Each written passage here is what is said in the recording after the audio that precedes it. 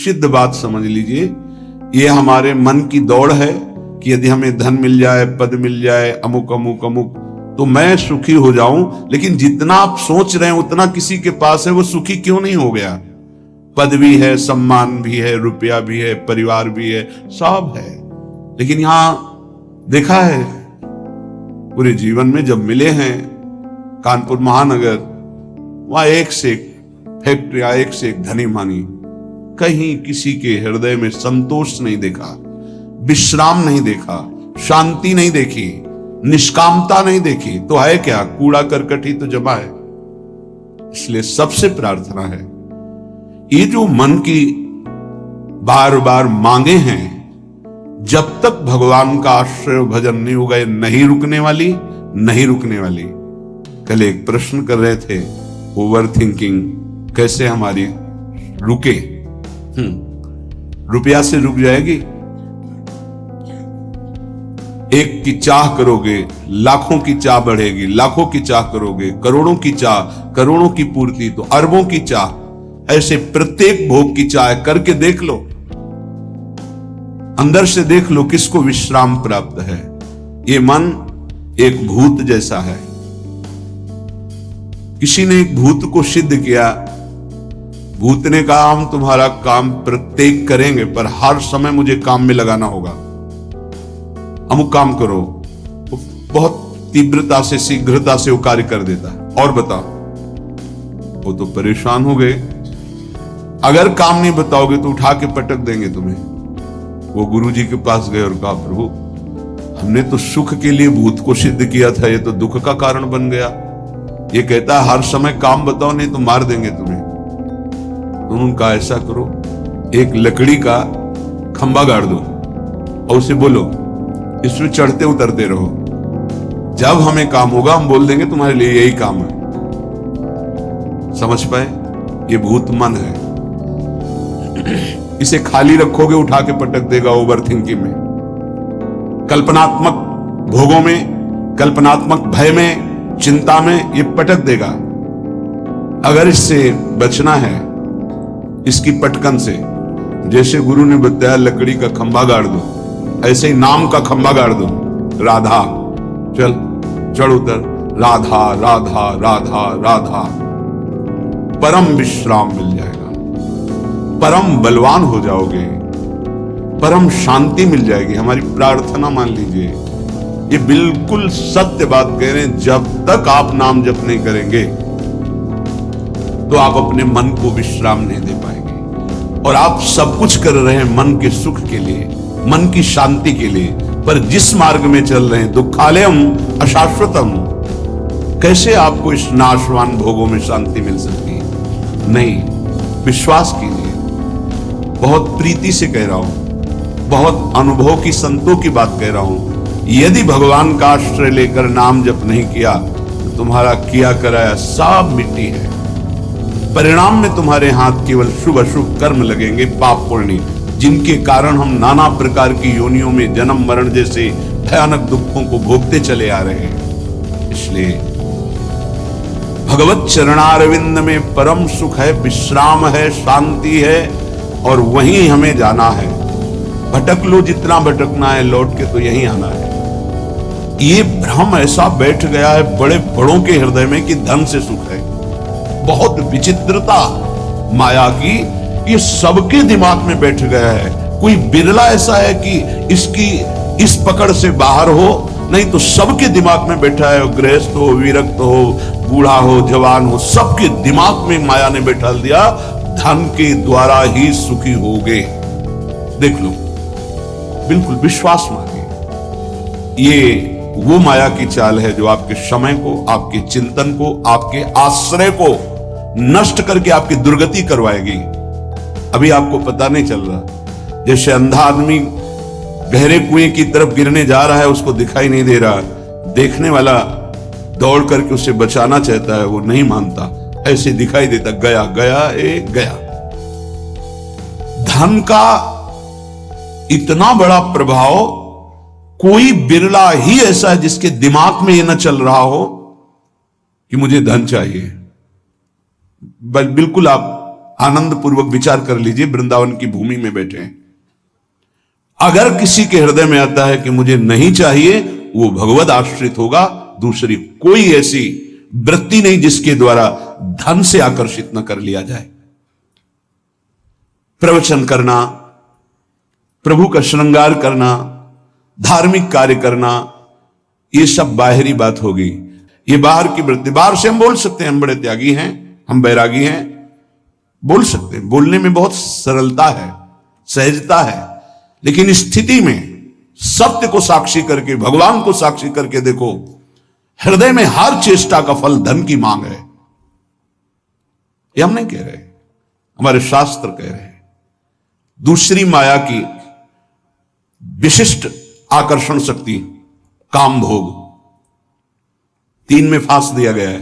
पूरी सृष्टि के कंचन, जिसे धन कहते हैं, वित्त ऐषणा, धन कंचन वित्त ऐषणा, और पुत्र ऐषणा काम भोग। स्त्री शरीर का आकर्षण या विपरीत शरीर का आकर्षण काम भाव से। अंदर से विचार करके देख लो, पूरी सृष्टि की बात, जो अंदर से निष्काम है वो केवल भगवान का आश्रय लिए होगा, वो भी केवल भगवान का आश्रय वही बचेगा। अन्यथा बातें हम वैरागी की करेंगे, संयम की, जितेंद्रियता की, और हमारे आचरण भ्रष्ट होंगे। लिख लो, दिमाग में लिख लो, ये प्रबल माया का आकर्षण काम, चाहे पशु पक्षी, चाहे किशोर अवस्था, यौवन अवस्था, वृद्ध अवस्था, कैसी भी अवस्था हो, ये बख्शता नहीं है। सबके दिमाग में एक बात चलती, कैसे संयोग सुख प्राप्त करें, अंदर से देख लो। तीसरा है कीर्ति, हमारा नाम हो जाए, हमारा सम्मान बढ़े, सबसे बड़े हम हो जाए। ये आखिरी मंजिल है। जो काम विजयी है और जो वित्त ऐषणा का त्यागी है, उसके भी हृदय में ये माया आखिरी फंदा फेंक देती है। जिन्होंने संपूर्ण सृष्टि को रचा, सबका भरण पोषण कर रहे हैं, उन विश्वात्मा भगवान का तो नाम जपने के लिए राजी नहीं है कोई, बिरला ही कोई जप रहा है। तुम्हारा नाम होगा, तुम्हारा नाम जपेंगे, तुम्हारी जीवनी पढ़ेंगे। ये माया है, 4 दिनों के बाद ऐसी धूल पड़ती है, कोई नहीं जानता किसी को। ये जो माया का आकर्षण है, ये 3 में रख दिया गया है, धन, काम भोग और मान सम्मान प्रतिष्ठा कीर्ति, लोक ऐषणा। ये लोक ऐषणा आखिरी में गिरा ही देती, वही बचता है। जे राखे रघुवीर ते उबरे त्यू कालम, जे राखे रघुवीर। भगवान जिसे बचा ले तो लोक ऐषणा से बच जाए, नहीं वित्त ऐषणा, पुत्र ऐषणा से बचा हुआ भी इस लोक ऐषणा में गिर जाता है। तीनों पर जो विजय प्राप्त कर लेता है, वो भगवत साक्षात्कार करता है, वो परम शांति को प्राप्त होता है। हृदय से महारानी जी का आश्रय मिलने का अवसर मिला है कि हर समय हम इस अभिमान में रहे कि हमारी श्यामा जी वही सब भरण पोषण करने वाली, वही हमें प्रेम प्रदान करने वाली, वही हमारा परम मंगल करने वाली। कहीं ये आश्रय में कुछ ना प्रवेश कर जाए, अन्य आश्रय कहीं ना हो जाए, ये उपासक देखता रहे। जो अन्य आश्रयी हैं उनको इस बात पर चिंतन करना चाहिए, विचार करना चाहिए, ये अन्य आश्रय आपकी दुर्गति के सिवा और कुछ नहीं कर सकता। अगर दुर्गति को रोक सकता है तो भगवद आश्रय रोक सकता है। यदि तुमसे इतने महान पाप हो चुके हैं कि जिनकी तुम खुद स्मृति करके घृणा करते हो, कभी कभी ऐसे पाप हो जाते हैं कि अपना हृदय ही अपने को दंड देने के लिए कहता है कि बहुत नीच आचरण तेरे द्वारा हो गए। अगर ऐसा भी है और हमारे प्रभु की शरण में आ जाए तो बाहुओं में लेकर हृदय से लगाते हैं, ऐसा स्वभाव है। कोटि विप्र बदला गए जाहू, आए शरण तजऊ नहीं ताहू। इसलिए सबसे प्रार्थना है, ये मन, ये बुद्धि, ये माया इन पर बैठ करके आश्रय का बदलाव कर देगी। यदि गुरु कृपा से, सत्संग की कृपा से, प्रियालाल की कृपा से आपका आश्रय बन रहा है प्रभु प्रियाजू, तो ये बहुत जन्मों की साधना सुकृत सब फलीभूत हो रहे हैं। इससे मत फिसल जाना। अगर आश्रय है तो आपका परम कल्याण निश्चित है। ये माया आश्रय बदलती है, इसका कार्य है आश्रय बदलना। ये अंदर की बात को समझिए। हम ब्रह्मचारी नहीं हैं, हम संयमी नहीं हैं, हम तपस्वी नहीं हैं, भजनानंदी नहीं हैं, चलेगा। पर हम प्रियाजू के हैं, प्रियाजू के सिवा हमारा कोई नहीं है, ये आपको भगवत प्राप्ति करा देगा। यद्यपि भक्त अनन्य जो विषय इंद्रियन बस होए, कर्मठ कोटि जितेंद्रियन ते सम लय न हो। उसकी समानता करोड़ों कर्मकांडी और जितेंद्री नहीं कर सकते जिसके हृदय में अनन्यता आ गई है। इसलिए प्रार्थना है, समस्त साधनाओं का जो फल है वो आश्रय है। भागवत में बहुत बड़ी महिमा इस आश्रय की वर्णन की गई। आखिरी है 10वां आश्रय। नवधा भक्ति में 9वीं भक्ति पूर्णता है आत्मसमर्पण। यदि आप अपना मंगल चाहते हैं तो आप खुद देख लीजिए कितने बड़े साधना में आपका प्रवेश है, ईमानदारी से देख लीजिए। भरोसा नहीं है 1 मिनट बुद्धि का। अभी कहती भगवान प्यारे लगते, थोड़ी देर में कहेगी विषय प्यारे लगते हैं। इसका निर्णय ठीक नहीं, पागल है ये। हमारी जो बुद्धि है वो पागल है। एक क्षण में कहती ये मार्ग सत्य है, दूसरे क्षण में उत्तर देने लगती है। ऐसी बुद्धि का भरोसा नहीं। कितनी बड़ी साधना हो, अपराध बन जाए, वैष्णव अपराध, गुरु अपराध, इष्ट द्रोह, गुरु द्रोह, सर्वनाश हो जाता है। एक आश्रय है तो वो बचाता है, भगवद आश्रय। आश्रय को आप यदि समझ लें तो निश्चिंत हो जाएंगे, निर्भय हो जाएंगे, निःशोक हो जाएंगे। आप प्रभु के अंश हैं। ये प्रकृति प्रभु के द्वारा रची हुई है। ये भगवान का एक जादूमय खेल है। आप उनके अंश होकर इस खेल में फंस रहे हैं। वही गुरु रूप से, शास्त्र रूप से आपको इस खेल से निकलने का उपाय बता रहे हैं। पर आप ऐसे कपटी स्वभाव के हैं, छली स्वभाव के हैं। वो सर्वज्ञ प्रभु और गुरुदेव से भी छल करता है। हंसी की बात यह है कि जो तुम्हारा परम हित, परम मंगल, परम कल्याण प्रतिपल सोच रहे हैं, तुम उनसे छल और कपट कर रहे हो, केवल माया प्रेरित होकर के। क्या नहीं पता, क्या नहीं पता। तुम्हारे मन में जो स्फुरित होता है प्रभु को स्फुरित होने के पहले पता है नहीं। प्रभु कह रहे हैं और सब चलेगा। मोहि कपट छल छिद्र न भावा। और अगर अवगुण है तुम्हारे, धीरे धीरे सब ठीक हो जाएंगे। जन अवगुण प्रभु मानन काऊ, दीन बंधु अति मृदुल स्वभाव। लेकिन यदि आपके अंदर छल कपट है तो प्रभु कह रहे मोहि न भावा। नहीं, हम पापात्मा हैं, गलतियां हुई हैं, जैसे हैं नाथ आपके हैं, आपके सामने हैं। इससे आश्रय तत्व पुष्ट होता है। इसी आश्रय से घोर पातिकी को भगवत प्राप्ति हो जाती है। एक बार आश्रय ले लिया तो हमारे प्रभु छोड़ने वाले नहीं, आप छोड़ सकते हो, आपका स्वभाव है। प्रभु नहीं छोड़ेंगे। आश्रय का इतना विशेष महत्व है। जैसे कई बार सत्संग में सुनाया कि जगन्नाथ जी के श्रीअंग पार्षद कुसंग वशात वैश्यागामी हो गए। जब ये पता चला तो उनको बुलाया और कहा कि आप श्रीअंग सेवा भी करते हैं और वैश्या के संयोग में जाते हैं, तो 2 में से एक को स्वीकार करें। या तो जगन्नाथ जी के श्रीअंग की सेवा या वैश्या के संग। कामाशक्त चित्त हो गया था, इसलिए जगन्नाथ जी की सेवा छोड़ दी। पर खास बात, आश्रय नहीं छोड़ा। जगन्नाथ जी की प्रसादी पादुका अपने साथ ले गए। एक बार उठाकर सर में पादुका रख लेते और छाती से लगा के कहते, प्रभु मैं आपकी माया में फंस गया हूं, मेरी हिम्मत नहीं कि मैं इसका संग छोड़ सकूं, मैं आसक्त चित्त हो गया हूं। कई वर्षों के बाद जब उनका शरीर पूरा हुआ तो जगन्नाथ जी ने अपने पार्षद को आदेश किया, जैसे मेरे पार्षदों की अंतिम क्रिया होती है, अंत्येष्टि संस्कार होते हैं, वैसे उसका करो। तो उन्होंने कहा, प्रभु उसने तो आपको छोड़ दिया, वैश्या को स्वीकार किया, अब हम कैसे कर सकते हैं? उनका जगन्नाथ जी ने कहा, नहीं, उन्होंने छोड़ दिया लेकिन हमने नहीं छोड़ा। हमारा स्वभाव छोड़ने का नहीं है। आप इस बात पर ध्यान दीजिए। कितना भी अपराध बन जाए, भगवान अपने भक्त को नहीं छोड़ते। नामे भक्ता प्रणश्यति। वही जब अंत्येष्टि क्रिया बाहरी भगवान आदेश कर रहे हैं तो उनकी अंतिम गति में क्या भगवान कोई गड़बड़ी होने देंगे क्या? परम पद की प्राप्ति होगी।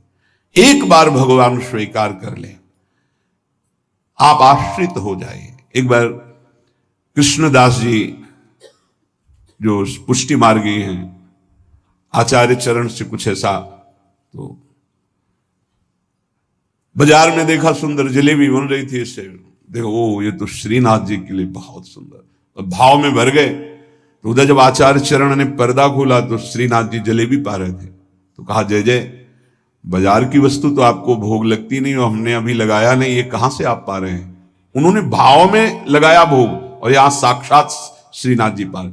होगा कृष्णदास ने बाजार से भोग लगाया है, वह प्रभु कृष्णदास जी का तो त्याग कर दिया गया है, फिर आप भोग। बोले आप आचार्य हो, आप गुरु हो, आप त्याग कर सकते हो, पर मेरा स्वभाव नहीं। एक बार जिसे पकड़ लिया उसे मैं कभी छोड़ नहीं सकता, वो भले मुझे छोड़ दे, मैं उसे नहीं छोड़ सकता। भाई जी महाराज से स्वामी अखंडानंद जी ने कहा आप अपने मन की कोई एक बात बता दें। तो यही बात बताई कि उमा राम स्वभाव जिन जाना, ताहि भजन तजी भाव न आना। जिसने भगवान का स्वभाव जान लिया उसे भजन को छोड़कर और कुछ अच्छा नहीं लगता। मान लीजिए, कृपा कर दीजिए, अपने ऊपर कर दीजिए, हमारे प्रभु का नाम तुम्हारी समस्त समस्याओं का समाधान है। बस कुछ दिन मन लगे ना लगे, काम बने ना बने, कोई लाभ दिखाई दे ना दिखाई दे, आप सतत नाम जपने का प्रयास कीजिए। परिणाम में नाच पड़ेंगे आप। पहले आपके पापों का नाश होने दीजिए। नाम का प्रभाव महाअमृत में, जिसने नाम को स्वीकार किया, चाहे वो जैसा रहा हो, उसका परिणाम बड़ा मंगलमय निकला है। देखो आप कैसे हैं, कौन हैं, हमारे भगवान ये सब नहीं देखते। आपने भगवान का नाम उच्चारण किया, बस इसी से भगवान नहीं जाएंगे। अहोबत सुपचतो गरियाम यज्जिभ्याग्य वर्धते नाम तुभ्यम। वो चाहे चांडाल क्यों ना हो, नीच आचरण करने वाला क्यों ना हो, यदि वो नाम जपना शुरू कर दिया तो गरियाम सर्वश्रेष्ठ हो जाता है। तुम्हें कोई रोग शोक, कोई भी अभाव, रात दिन जो जला रहे हैं वो प्रभावित नहीं कर पाएंगे यदि नाम जप करोगे। बात समझ लीजिए। ये छोटे मोटे रोगों की क्या बात जो 4 दिन में ठीक हो जाते हैं। आजीवन जब तक श्वास शरीर पे है तब तक भयानक कष्ट के द्वारा जीना है। अगर नाम चल रहा है तो इसका कोई कुप्रभाव नहीं है। मन शांत है, प्रसन्न है, 100 में 1% भी इसकी कोई परवाह नहीं, कोई चिंता नहीं। जो शास्त्र में लिखा है वो जीवन के अनुभव में उतरना चाहिए। कोई भी रोग जिससे रात दिन लोग जलते हैं वो तुम्हें ताप नहीं दे सकता। कष्ट आएगा लेकिन वो आपको परास्त नहीं कर पाएगा। इधर से कष्ट का प्रहार तो इधर आनंद की वो बाढ़ लगी हुई है कि इधर लहरें कष्ट की हो रही, वो आनंद में डूबा हुआ है। ये किससे होता है? नाम जप से। प्रार्थना मान लीजिए, ये प्रवचन नहीं, ये जीवन है। अगर आप मान लेंगे तो निहाल हो जाएंगे, आप मस्त हो जाएंगे, आप इस दुखालय से पार हो जाएंगे। शोक, जिन वस्तुओं का हम सेवन करते हैं, जो प्रिय वस्तु होती है, प्रिय जन होते हैं, इनके वियोग में बहुत शोक होता है। सच्ची मानिए, यदि नाम जप कर रहे हैं आप और आपका नाम संग्रह हो चुका है, पाप नष्ट हो चुके हैं, तो आपको कभी किसी के भी वियोग में, चाहे वस्तु हो, पद हो, संपत्ति हो, संबंधी हो, आपके हृदय में ताप नहीं लग सकता। जासु नाम भव भेषज हरन घोर त्रैशूल, दैहिक दैविक भौतिक ताप, ये नाम जापक के हृदय में नहीं लग सकते। मस्ती रहती है। नरसिंह मेहता जी के पुत्र जब पधारे तो करताल उठाकर नाच रहे हैं गोविंद के सामने। बड़ा अच्छा किया, आप अपनी वस्तु स्वीकार कर लिए। धरोहर थी, आपने ले लिया, आपकी धरोहर आपने ली, मस्त होकर कोई शोक नहीं। चाहे जितनी हानि हो जाए, उसको विश्वास है कि जिसने बिना किसी की सहायता के एक पलक झपकने में अनंत ब्रह्मांडों का सृजन कर दिया, वो भगवान जब चाहेंगे, अगर लौकिक सुख देना चाहेंगे तो बौछार हो जाएगी। इसलिए उसे शोक नहीं होता। अभाव, ये चाहिए, वो चाहिए, वो चाहिए। हमें प्रार्थना भी नहीं करनी भगवान से ये चाहिए। सच्ची मानिए, जैसे छोटे बच्चे का ध्यान माता स्वयं रखती है, क्योंकि वो मांग अपनी प्रस्तुत नहीं कर सकता। समय से कब उसे भोजन पवाना है, कब कौन सा वस्त्र धारण करवाना है, कब क्या उसकी सेवा करनी, ये स्वयं मां चिंतन करती है। ऐसे अनंत माताओं का वात्सल्य लिए हुए हमारे प्रभु अपने जनों का चिंतन करते हैं। योगक्षेमम वहाम्यहम शब्द पर ध्यान दीजिए। अपना कार्य है अनन्यश्चिंतयन्तो माम, भगवान का कार्य है योगक्षेमम वहाम्यहम। हम नाम जप करते हुए अपने कर्तव्य का पालन कर रहे, और श्री भगवान अपने कर्तव्य का। योगक्षेमम वहाम्यहम, जो अप्राप्त है उसे प्राप्त करा दूंगा, जो प्राप्त है उसकी रक्षा करूंगा, इसे कहते हैं योगक्षेमम। तू क्यों रो रहा है? अब मत रो, अब भगवान नाम जप कर, नाम रट। फिर देख, जन्म जन्म से ये घिघियाते रोते चले यार, ये दे दो, ये दे दो, ये दे दो, फिर मरे, फिर वहीं से शुरू, ये दे दो, ये दे दो। कब तक ये भिखमंगापना हमारे मन में बैठा रहेगा? अरे मंगवे भलो न बाप सो, जो प्रभु राखे टेक। अविनाशी का बच्चा घिघियाता घूम रहा है विषयों में, समझ में नहीं है ना, समझ में प्रभु की समझ नहीं है, इसीलिए ये दुर्दशा होती चली जा रही। एक जन्म से असंख्यों जन्म हो गए ये मांगते मांगते। ये मंगतापना कब मिटेगा? ये अभाव कब मिटेगा? जब भाव का पता चल जाएगा। आप बहुत बड़े के हैं, आप स्वयं परमानंदमय हैं। आपको किसी वस्तु, स्थान, व्यक्ति से आनंद की खोज नहीं करनी। बस बाहर भटक रहे हो, इसलिए तुम्हारा जो भाव है वो अंतर्हित हो चुका है। अंतर में आओ तो न सोचति न कांक्षति समः सर्वेषु भूतेषु मद भक्तिम लभते पराम। न कोई शोक, न कोई चिंता, एक परमानंद की अनुभूति। ना मानो तो भोग लो, जलो। ये माया दुर्दशा कर देगी। ना मानो, जलते रहो। अगर संतों के हृदय में कोई पीड़ा होती तो इसी बात की होती, अमूल्य मानव जीवन प्राप्त करके भगवान से विमुख होकर तुम कैसी दुर्दशा को प्राप्त हो रहे हो। उठो। गलतियां होना स्वाभाविक है, माया फिसलन वाली है, गलती हो सकती है, लेकिन हम सत्य मार्ग को छोड़ दें, ऐसा नहीं हो सकता। क्यों रो रहे हो? मेरा नाम रट, देख दुख नाम की वस्तु नहीं रह जाएगी। तेरे सारे संशय नष्ट हो जाएंगे। भक्ति हो न हो, श्रद्धा हो न हो, विश्वास हो न हो, तू केवल नाम रटना शुरू कर दे। इससे बढ़कर और क्या बात कही जा सकती है? जितना भी दान, पुण्य, तपस्या, यज्ञ, तीर्थाटन है, अगर श्रद्धा नहीं है तो फल की प्राप्ति में संशय है। मंत्र जप रहे हैं, श्रद्धा विश्वास नहीं तो फल की प्राप्ति में संशय है। लेकिन नाम जप कर रहे हैं, बिल्कुल आपकी श्रद्धा नहीं है, तो भी भाव कुभाव अनख आलसहु, नाम जपत मंगल दिशि दशहु। तन्नास्ति कर्मजम लोके वाग्जम मानसमेव वा, यन्न छपयते पापम कलौ गोविंद कीर्तनम। यदि आपसे शारीरिक पाप बन गए हैं, मानसिक पाप बन गए हैं, वाणी के द्वारा अपराध बन गया है, चिंता मत करो। आप कोशिश करो कि पाप ना बने, और गोविंद गोविंद, हरि हरि, कृष्ण कृष्ण, राधा राधा राधा, ऐसा नाम उच्चारण करो। नाम उच्चारण से सारे पाप नष्ट हो जाएंगे। तन्नास्ति कर्मजम लोके वाग्जम मानस में उच्च, मानसिक, वाणी के द्वारा, शरीर के द्वारा जो अपराध बन गए, भगवान नाम कीर्तन से, भगवान नाम जप से सब नष्ट हो जाते हैं। बस ये है कि नाम का सहारा लेकर पाप मत करना।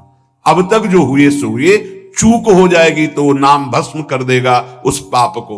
जानबूझ करके, संकल्प करके, हर्षित होकर पाप करेंगे कि शाम के नाम जप कर लेंगे, दिन भर पाप करते हैं, तो फिर वो नामापराध लागू हो जाएगा और वो प्रभाव नाम का नहीं पड़ेगा और आपको उसका दंड मिलेगा।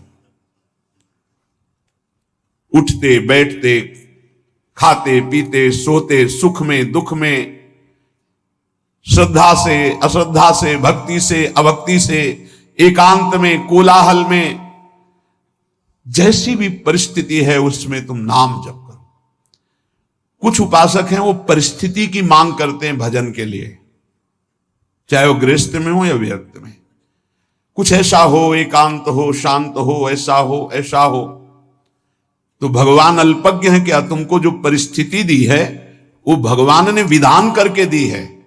उसी विधान में यदि भजन कर ले गए तो सिद्ध हो जाओगे। परिस्थिति का परिवर्तन ना मांगा जाए, उसी परिस्थिति में भजन करके भगवान की प्राप्ति होगी जो भगवान ने हमको परिस्थिति दी है। परिस्थिति का जो परिवर्तन मांगते हैं उनसे भजन नहीं बनता, वो परिस्थिति के भोक्ता होते हैं, वो भजन के नहीं। इस बात को अंदर से समझो। अब हमारा मन उब गया, अब हम भाग करके गृहस्थी से विरक्ति बनना चाहते हैं। नहीं, जरूरत नहीं है। वेश परिवर्तन की जरूरत नहीं है। यदि आपने गृहस्थ धर्म स्वीकार किया है तो परिवार के भरण पोषण की जिम्मेवारी है, तो मेहनत कीजिए और नाम जप कीजिए, परिवार का पोषण कीजिए, भगवत प्राप्ति हो जाएगी। भाग के जाओगे तो जो कुछ तुम्हारा पुण्य बना है उससे तुम्हें जो वैराग्य हुआ है, वो जहां आपने दूसरों का अन्न पाया और जहां प्रणाम नमस्कार स्वीकार किया वो खत्म हुआ। फिर ऐसा मन चिंतन कराने लगेगा कि गृहस्थी से भी गिरी स्थिति हो जाएगी। जो वास्तविक आंतरिक भगवत प्राप्ति का वैराग्य है वो भजन बल से बहुत जोर का प्रकट होता है। वो परिस्थितियों की मांग नहीं करता है। जैसी परिस्थिति होती है उसमें ही भजन करना है, चाहे गृहस्थ हो चाहे विरक्त। जैसी परिस्थिति में प्रभु ने रखा है उसी परिस्थिति में भजन करके दिखाओ, क्योंकि भगवान ने तुम्हारे लिए मंगल विधान वही रचा है।